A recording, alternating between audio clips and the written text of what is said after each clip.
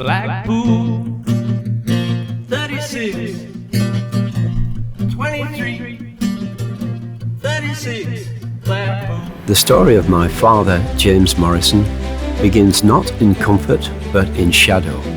Not in a family home, but in the attic of a Blackpool hotel, just streets from the sea or within sight of the looming Blackpool Tower, whose massive iron frame cut through the coastal mist like a watchman of the old world.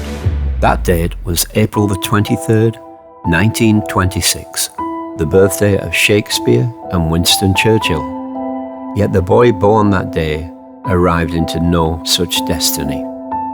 His birth certificate read only James Morrison, surname blank, a child born into secrecy in a town where secrecy hid behind every flickering light. To understand my father's beginning, you must first understand Blackpool, not the cheerful postcard version, but the underside of it. Imagine Coney Island in the 20s. Shall we go to the circus? When the crowd's thin, the sawdust is damp, and shadows move where no people walk. Blackpool then was a kingdom of illusions. Gas lamps hissing along the windswept piers, barkers shouting marvels and monstrosities, spiritualists whispering to the dead above fish shops, the smell of salt, tobacco, fried sugar and engine grease. Another round for the lads? Sea spray and old secrets. Behind velvet curtains, dancers glittered while the sea rattled the pilings beneath their feet. This world, half magic, half menace, built on the wages of the industrial north. This is where my father's life began and where the shadows of his story first took shape.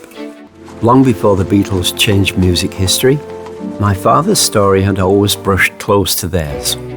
My grandfather came from West Derby in Liverpool, the very district where the Beatles' mythology begins. Near John Lennon's childhood territory, Pete Best's earliest stomping ground, the streets where Mersey Beat was born. And just up the coast, the Morrison builders were helping to create Blackpool Pleasure Beach. Fine day for it, eh? Indeed, the rink is packed. Careful on that turn! My grandfather, a stage entertainer, Welcome, one and all, to the Grand Circus! was once engaged to be married to a lady called Tessie O'Shea, the woman who would perform on the legendary Ed Sullivan Show in 1964, just before the Beatles. By the old mill stream, I gave my flowers grow. My father's mother was named Mildred Stead, a 21-year-old showgirl on Blackpool's Central Pier. A life of sequins, feathered costumes, and the creaking boards of stages that smelled like old rope and cheap perfume. Her mother, Jane, ran their hotel with the unbending will of a Victorian matron. Mildred's father, Albert, was often at sea as he was a stoker shoveling coal across the Atlantic. When Jane discovered the pregnancy, her verdict was cold. Get rid of it before your father returns from America. And so the newborn was hidden in the attic, wrapped not in blankets, Rest now. but in a silence of shame. The light is fading quickly. Yes, but the walk is soothing, indeed. Jane and Mildred walked the beach at dusk, looking for Romani caravans, hoping to hand the baby to strangers, but secrets in Blackpool rarely stayed buried. A local hotelier named Betty heard the rumour. A baby boy was being offered quietly, discreetly, without questions. Betty's visiting sister, Alice Davis, and Alice's husband, David, a gentle Indian trader from South Yorkshire, heard it too. Alice had survived stomach cancer and could no longer have children. They went to see the Steads. Here is the agreed amount. Mildred cried as though her heart were being torn thread by thread before handing James over. Don't let him speak in that horrible Yorkshire accent. He'll speak just like me.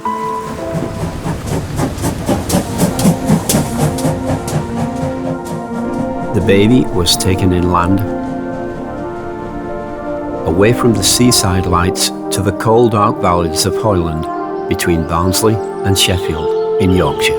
There he became Jimmy Davis, raised with genuine love by Alice and David in a small council house where coal dust drifted through the air like an unending snowfall. David and Jimmy were inseparable. Weekends at market stalls, laughter in the sidecar of David's A motorcycle. fine choice, young man. He's a happy lad. It's perfect. These memories stayed bright in my father all his life. But in 1934, when my father was 8 years old, everything changed. A heavy Yorkshire fog rolled in, thick as cotton wool. Jimmy begged to ride with David to the market that day, and for once, David Why refused. can't I come with you? Not today, lad. Fog is far too thick. David rode alone. Somewhere between Hoyland and Wentworth, the motorcycle crashed. David died instantly. David's death shattered Alice. She grew protective, then controlling. Jimmy was all she had left. The truth of his birth remained a locked drawer. Only years later, when he needed his birth certificate for military service, did she finally open it. At that point, when he was 17, she told him everything. He simply carried on. He served. My father worked. He married. But he walked through life with a shadow, a silent question at first he never tried to answer. Years later, as my dad got older, I inherited that question, and just before he passed, I began the search he never could on the internet. Because whatever the world denied him, a name, a beginning, a truth, he turned into strength, dignity, and love. And he gave me the greatest gift of all, a name I could wear with pride.